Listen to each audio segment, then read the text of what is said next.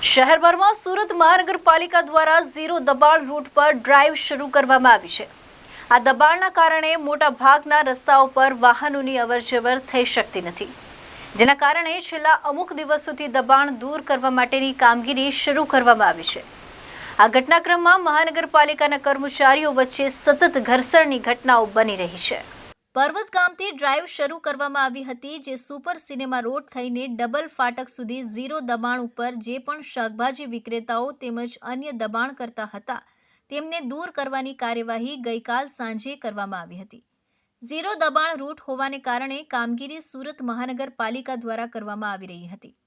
આ કામગીરી દરમિયાન જ કેટલાક શાકભાજી વિક્રેતાઓ અને ફળ વિક્રેતાઓની લારીઓને ઉંચકવાનું શરૂ કરતા જ ચકમક શરૂ થઈ ગઈ હતી। ઉગ્ર બોલાચાલી બાદ મહાનગરપાલિકાના કર્મચારી અને વિક્રેતાઓ વચ્ચે ઝપાઝપી પણ થઈ હતી। આ મામલો વધુ ઉગ્ર બનતા મહાનગરપાલિકા કર્મચારીઓએ ગોળાદરા પોલીસને જાણ કરી હતી। Arvind Rathod, ABC news Gujarat, Surat.